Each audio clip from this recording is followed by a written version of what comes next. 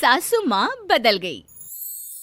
कहानी उस घर की है जहाँ बहू और बेटी को एक माना जाता था, लेकिन फिर अरे शिखा बेटा, तू रसोई में क्यों घुसी रहती है? जा, रोटी मैं बना लूंगी। नहीं माँ जी, आप बैठिए, बस सारा खाना बन ही गया है। श्वेता को बोल देती हूँ, वो खाना लगा देगी सबका। सॉरी भाभी, मेरे पास वक्त नहीं है। माँ, मुझे पैसे देना, पार्लर जाना है। हाँ, चली जाना, भाभी को भी ले जाना। वो भी जाने को बोल रही थी पार्लर, पर पहले ना मदद कर दे उसके खाना लगाने में। देख माँ, वो बहू है, उसे बहू रहने देना, इतना सर पर मत चढ़ा भाभी को। श्वेता, ज्यादा मत बोला कर। बहू और बेटी में कोई फर्क नहीं होता है। जाकर काम कर। ननद को माँ का भाभी से इस तरह प्यार करना बिल्कुल अच्छा नहीं लगता। वो बार बार किसी न किसी तरह माँ को भाभी के खिलाफ भड़काती रहती, लेकिन कोई फायदा ना होता। एक रोज, अरे बेटे किशन, जा बहू को कहीं घुमा कर ला, सारा दिन घर में काम करती रहती है। हाँ माँ, हम लोग जा रहे हैं ना गोवा। अच्छा जी, भाभी ने तो हमें बताया भी नहीं। वैसे तो सारी पंचायत करती है, ये गोवा वाली बात क्यों छुपा गई हमसे? अरे क्योंकि उसे खुद नहीं पता था बहन। मुझे टिकट सस्ती मिल रही थी तो मैंने बुक कर दिया। हाँ शिखा, पैकिंग कर ले, संडे हम जा रहे हैं गोवा। दोपहर में शिखा पैकिंग कर रही थी कि सास आ जाती है। ये क्या बहू, साड़ियाँ? अरे गोवा जा रही है घूमने या फिर शादी में मायके हैं? माँ जी, ऐसा कुछ है ही नहीं, समझ में नहीं आ रहा क्या रखूं कपड़े में। अरे तेरी और श्वेता की साइज तो एक ही है, उसके कुछ मॉडर्न कपड़े ले ले, आकर लौटा देना। हाँ माँ जी, ये ठीक रहेगा। शिखा श्वेता के पास जाती है और उससे कपड़े मांगती है। ना जी ना, मैं अपने कपड़े ना दूं, वैसे भी फैल जाएंगे मेरे कपड़े, बहुत महंगे वाले हैं। शिखा मुंह लटकाकर कमरे में आ जाती है तो सास कहती है, चल तैयार हो जा, तुझे मैं शॉपिंग करा कर लाती हूँ गोवा की। बस फिर क्या था, सास बहू निकल जाते हैं मार्केट और एक से बढ़कर एक ड्रेस खरीद कर घर आते हैं। पहले बता देती कि नए कपड़े दिलाने वाली है भाभी को, तो मैं अपने ही दे देती ना भाभी को, मुझे दिला देती नए कपड़े।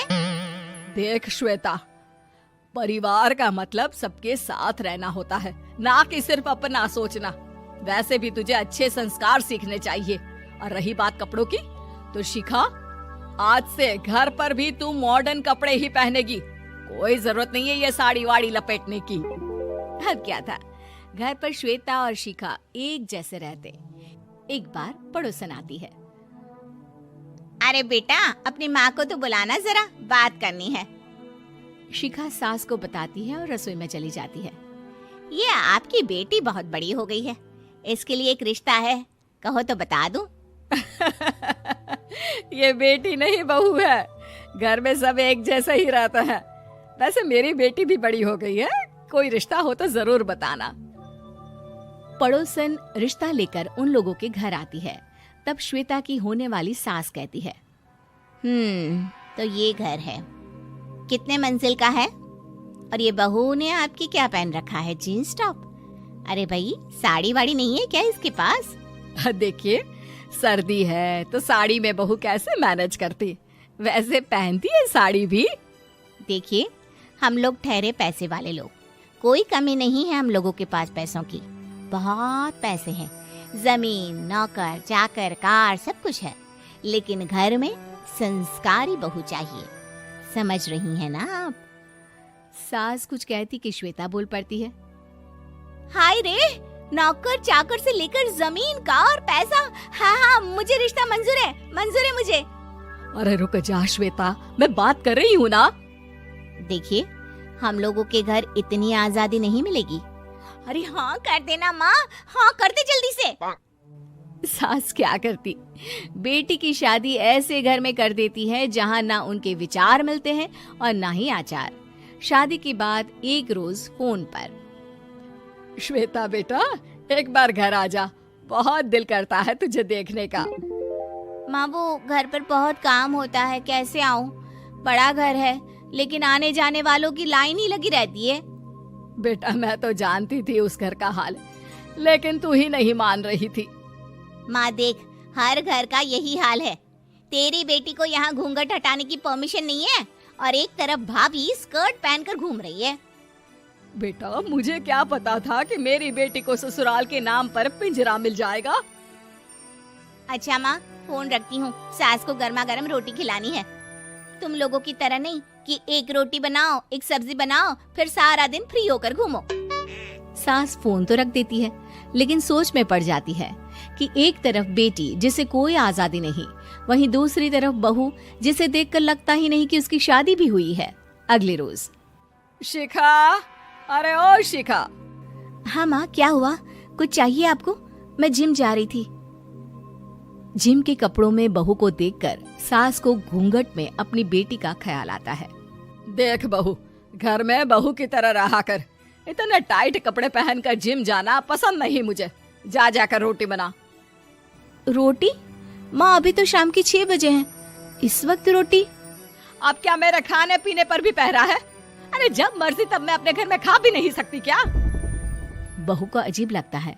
वो समझ नहीं पाती कि जो सास कल तक इतनी सपोर्टिव थी, उन्हें अचानक से क्या हो गया।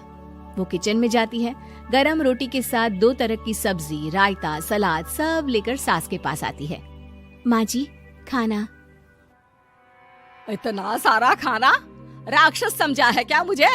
रोटी मांगी थी मैंने गर्मा गर्म बस। पर माँ जी, रोटी खाती किससे आप? सब्जी तो बनानी थी ना। अरे भूख मर गई मेरी तेरी बहस से। जा जाकर काम कर, अंदर पूरी रसोई साफ कर। बहू अंदर चली जाती है। थोड़ी देर में श्वेता घर आती है। अरे शिखा, जल्दी से चाय ला, पकवान बना, मेरी बेटी आई है। अरे नहीं नहीं माँ, ड्राइवर बाहर खड़ा है। मैं तो घर का कोई सामान खरीदने के बहाने यहाँ आ गई हूँ, मुझे जाना होगा। अरे बेटा, पर कितने दिनों बाद देख रही हूँ तुझे, रहने आ जाना 2-4 दिन के लिए। आ जाऊंगी माँ, जब मेरी सास मरेगी तब। मैं तो रोज मन्नत मानती हूँ कि मेरी सास मर जाए तो अच्छा है। अच्छा चल, जा रही हूँ माँ। हे भगवान, कैसे कैसे दिन देखने पड़ रहे हैं मेरी बेटी को। सास अंदर जाती है, जहाँ श्वेता की जिम वाली सहेली का फोन आया होता है। क्या बात है, आज जिम नहीं आई? अरे पता नहीं यार, आज माँ को क्या हो गया अचानक। पर खैर कोई नहीं, लगता नहीं कि मैं अब जिम आ पाऊंगी। शिखा स्पीकर पर बात कर रही थी, जिसे सास सुन रही थी। यार ये सास ना होती ही ऐसी है। मैं तो कहती हूँ बुढ़िया जल्दी मरे और तू आराम से जिए। शिखा को सहेली की बात पर गुस्सा आ जाता है। माँ के मरने की कौन सा बच्चा दुआ मांगता है मोहिनी? आगे से ऐसी बात मेरे सामने मत करना। हमारे घर की शोभा ही माँ है। क्या हुआ जो थोड़ी सख्ती दिखा रही है? उसमें भी कोई ना कोई उनकी भलाई ही होगी। मैं तो कहती हूँ भगवान मेरे जैसी सास सबको दे, जो सिर्फ माँ की तरह है। सास वाली तो कोई बात ही नहीं है उनमें। सास ये बात सुन रही थी। उनकी आंख में आंसू आ जाते हैं कि क्यों वो बेटी की किस्मत में बहू को भी भागीदार बना रही थी। शिखा, अरे ओ शिखा, क्या हो गया? जिम नहीं जाना क्या?